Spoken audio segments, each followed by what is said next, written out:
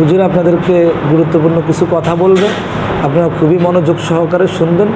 ইনশাল্লাহ এগুলো আপনারা সবাই যেন সঠিকভাবে মেনে জীবনকে পরিপূর্ণ করে দুনিয়া এবং আখিরাতের জীবনকে সফল হতে পারি।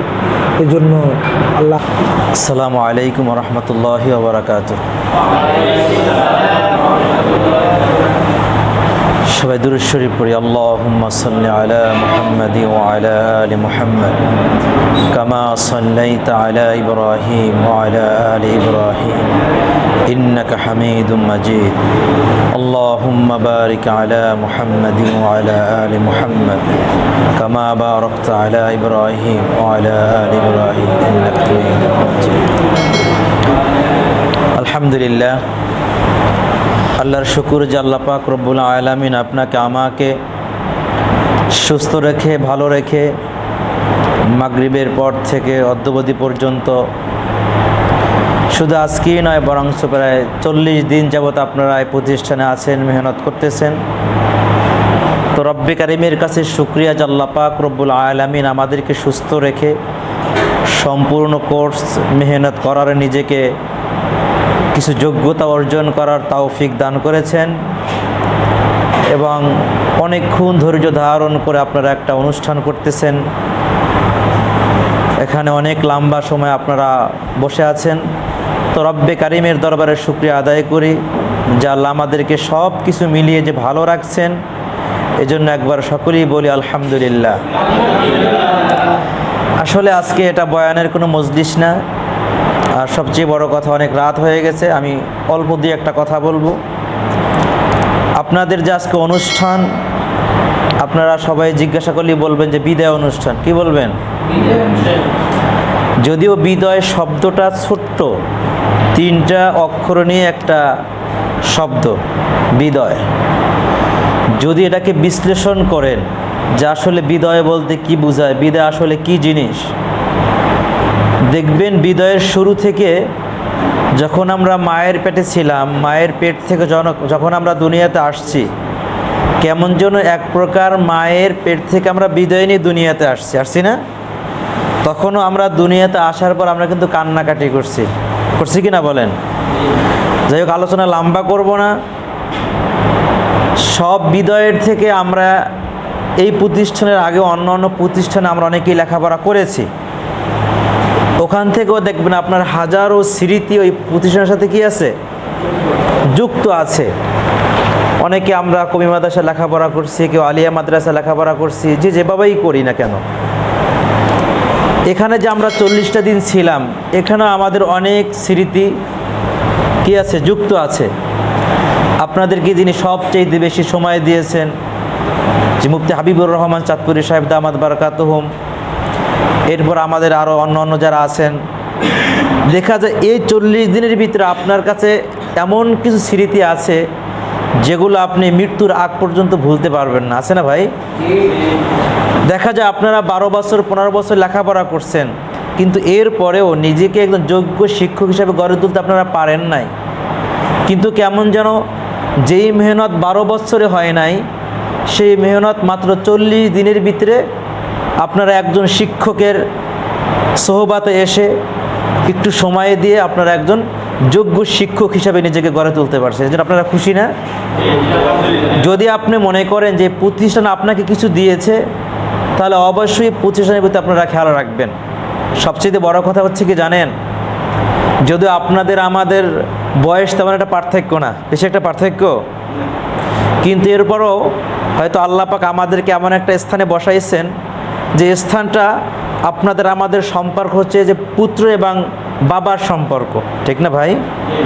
তো সেটা এমন একটা, যখন কোনো সন্তান অপরাধ করে, একটা বাচ্চা একটা ছুরি নিয়ে খেলা করতেছে, ছোট মানুষ, ও তো বুঝতে পারে না, বাবা দেখতেছে ওর হাতটা না কেটে যায়, এই জন্য অনেক সময় ছুরিটা হাত থেকে নিয়ে গেলে বাচ্চা কান্নাকাটি করে।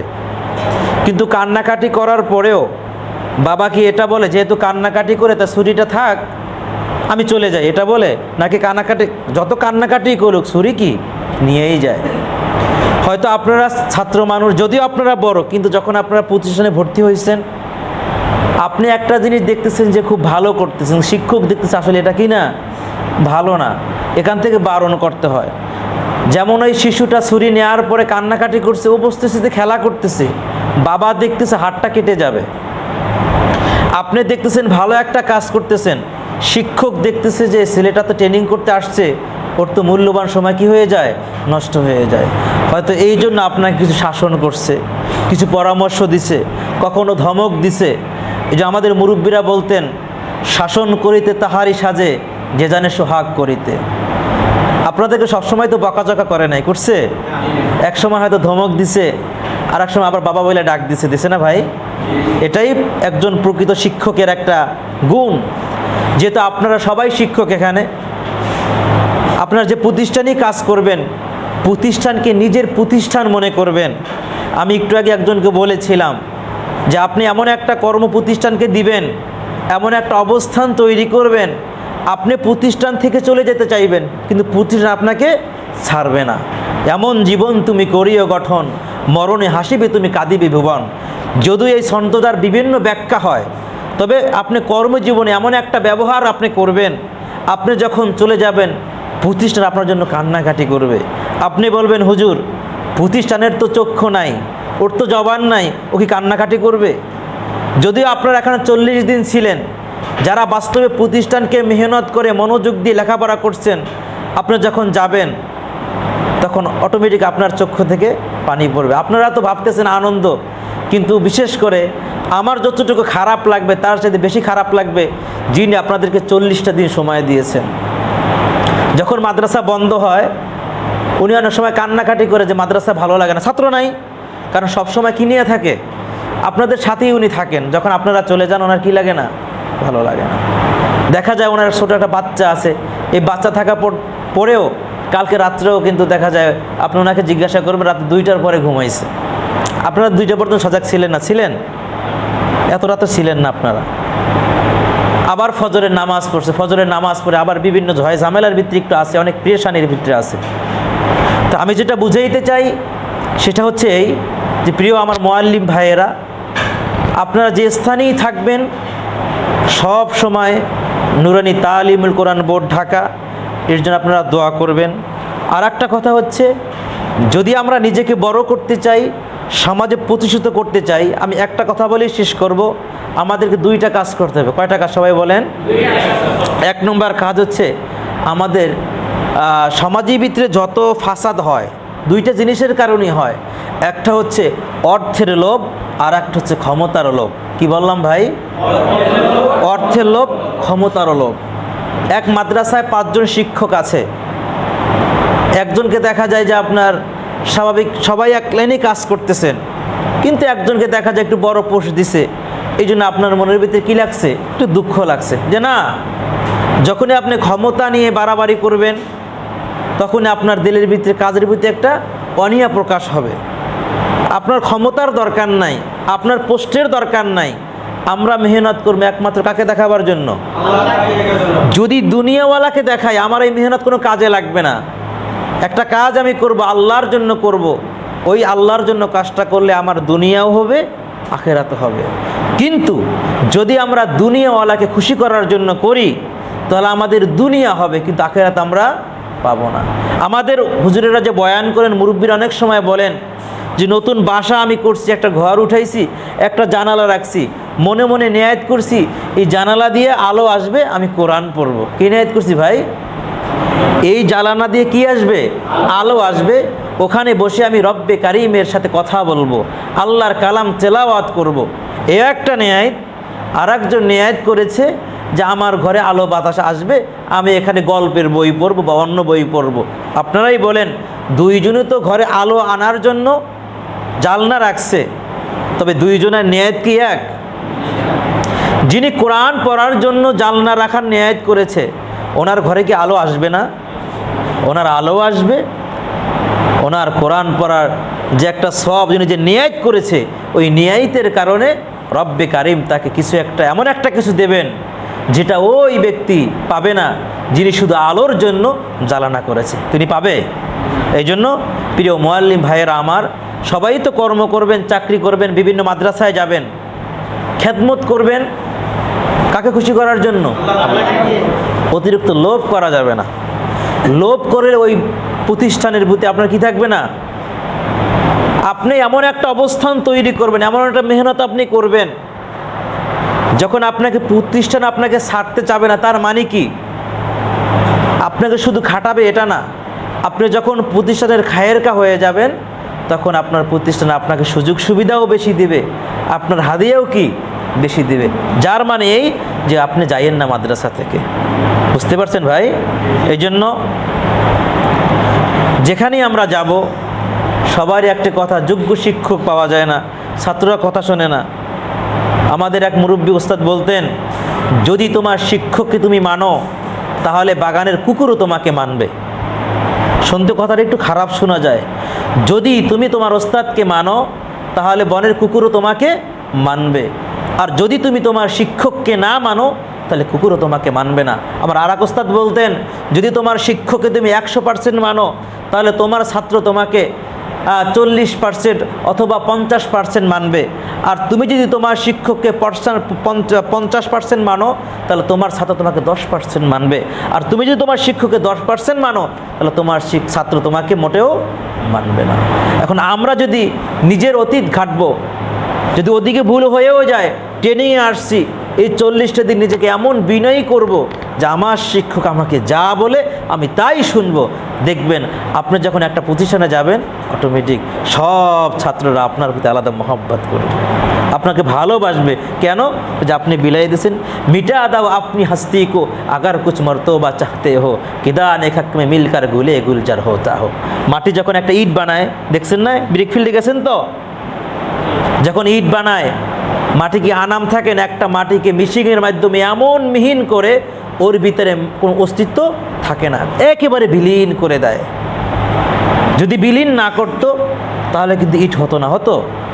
এমন বিলীন করা করছে, দেখা যায় বানানোর পরে 5-7 দিন তাকে রৌদ্র দেওয়ার পরে, হ্যাঁ, মাটির একটা আগুনের ভিতরে তাকে কিছুদিন রাখছে, রাখার পরে এমন একটা ইট তিনি হয়েছেন, এমন একটা বস্তু হয়েছে, এখন যদি 100 বছরও সাগরের ভিতরে ফালাইয়া দেয় এরপর ইট গলবে? মাত্র কয়দিন বিনয় করছে? 1 সপ্তাহ 10 দিন। আপনি এমন একটা জীবন গঠন করবেন, মাত্র 40টা দিন নিজেকে বিলাইয়া দিবেন, ওস্তাদের সুফুর্দে, ওস্তাদ যা বলে তাই করতে হবে। হয়তো দেখা যায় আপনারা ট্রেনিংয়ে আসছেন, আলহামদুলিল্লাহ অন্য অন্য জায়গার তুলনায় আপনারা খুব ভালো আছেন।